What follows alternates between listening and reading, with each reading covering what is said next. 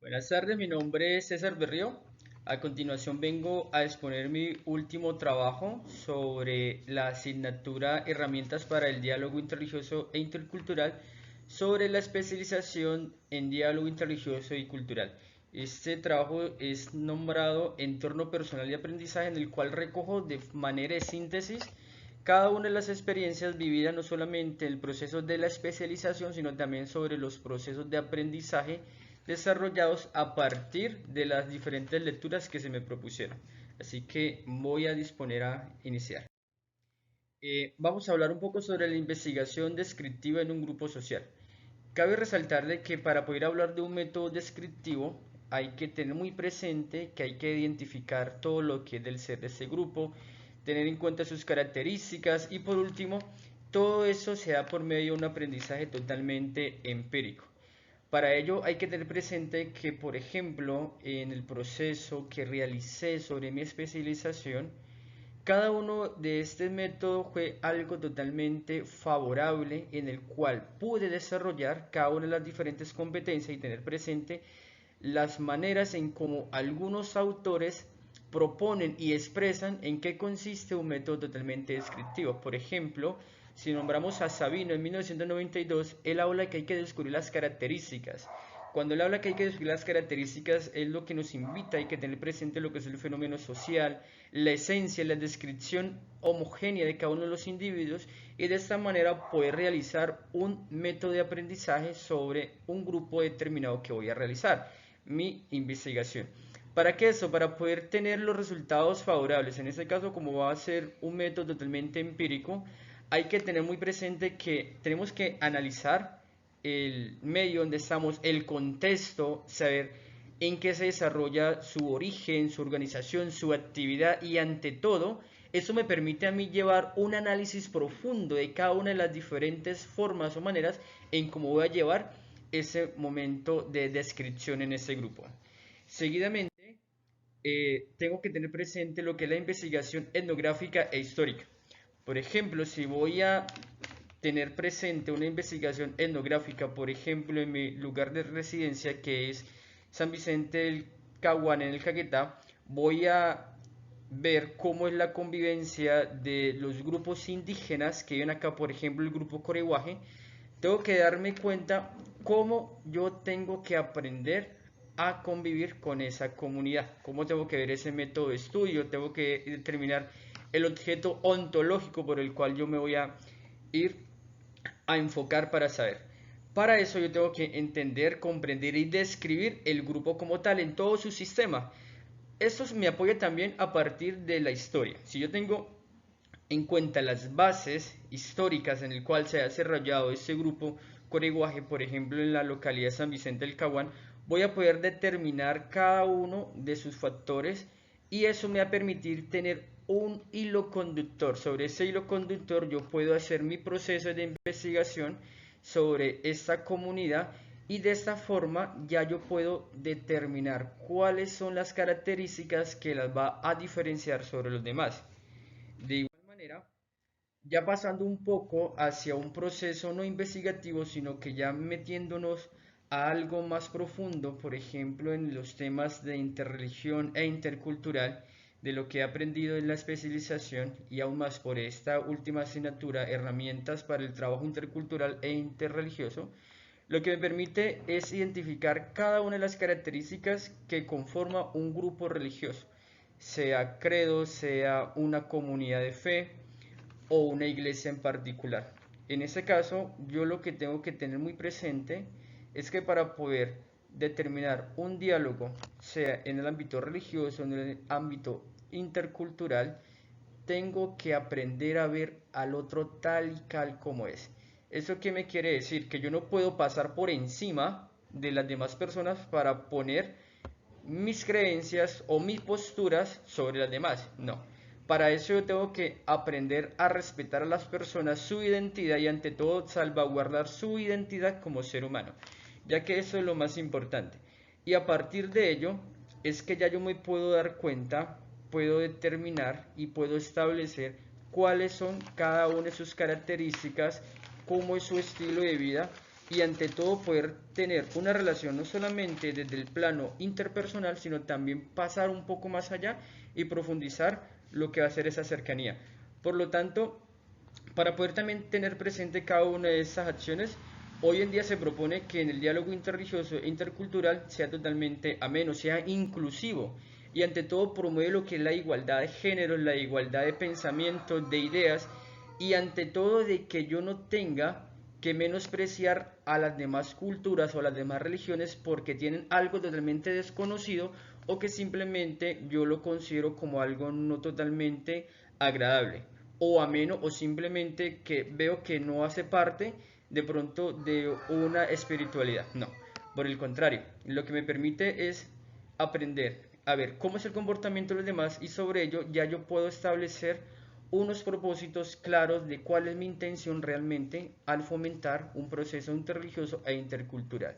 De esta manera también se logran solidificar, modificar y ante todo construir y reconstruir aquellas políticas de la dignidad humana que por uno u otro motivo han sido dejadas en el pasado o simplemente han sido olvidadas o no se tienen presente.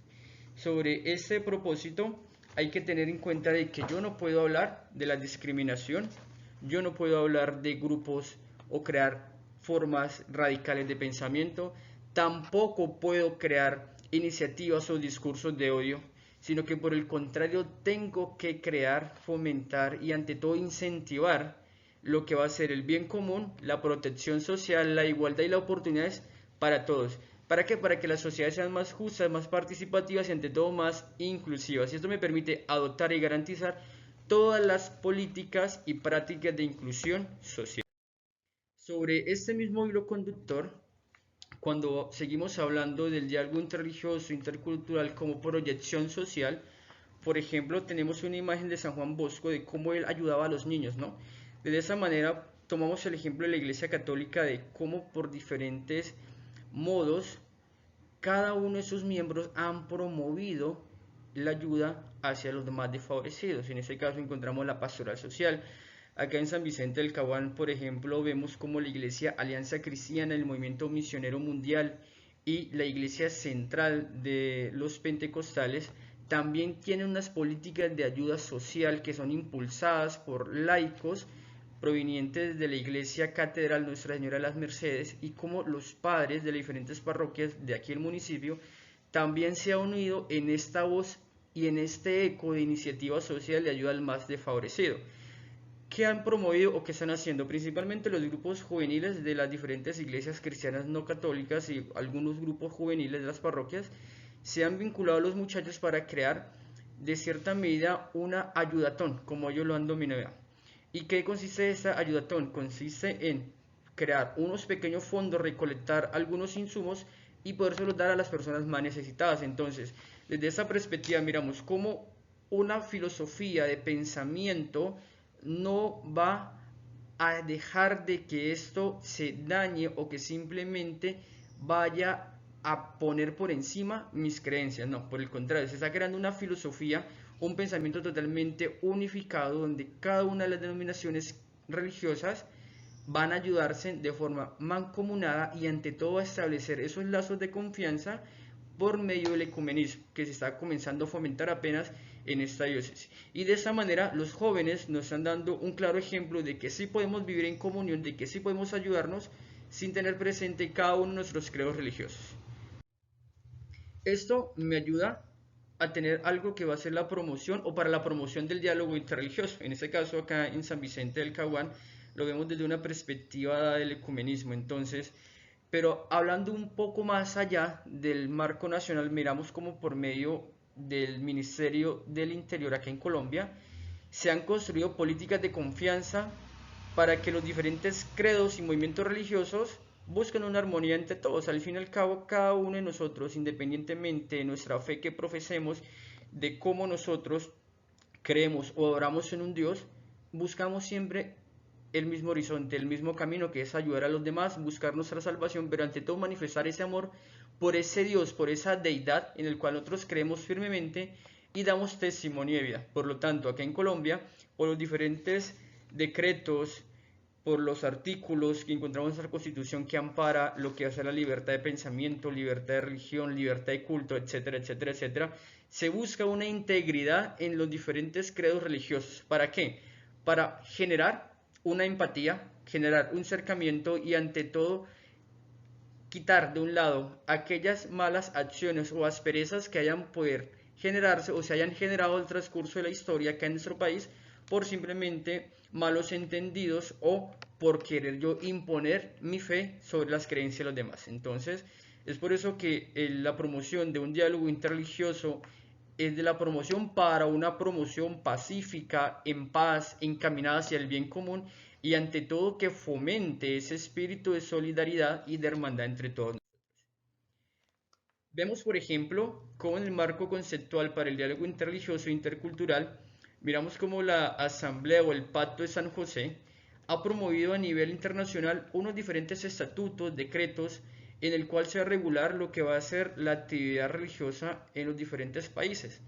¿Eso para qué? Para, primero que todo, establecer cuáles van a ser las características que van a tener presente para denominarse como un grupo religioso. Podría ser, desde esa perspectiva, una manera o una forma en cómo, desde una mirada amplia, como lo decía hace un momento, los diferentes grupos religiosos están ayudando a la creación del tejido social, están ayudando a la promoción del bien común, están ayudando a incentivar la hermandad entre los diferentes credos y movimientos religiosos que puede existir en cada uno de nuestros países.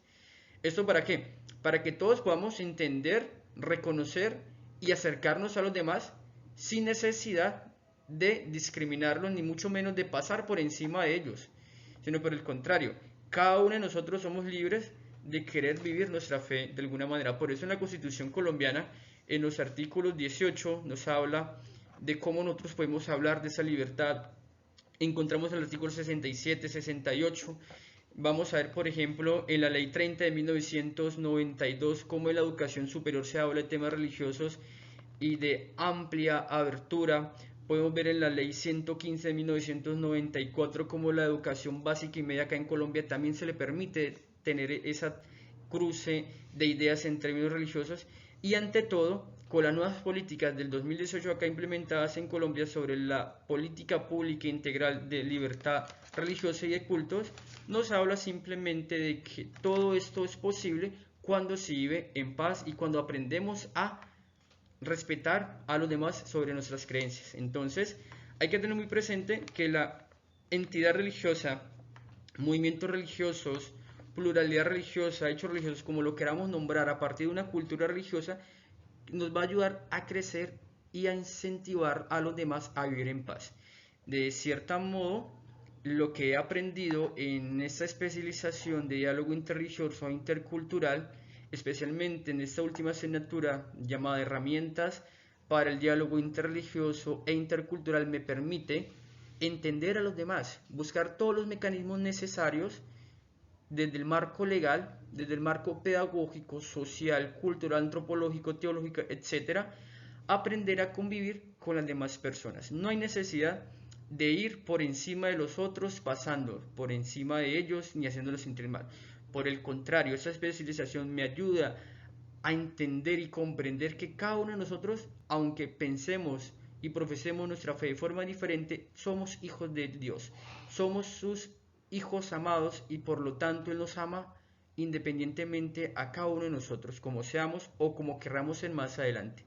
Y esto me invita a trabajar en mi comunidad en San Vicente del Caguán sobre ese proceso ecuménico para que todos los cristianos de esa región podamos vivir en armonía bajo la luz del Espíritu Santo y obviamente con el corazón de Cristo.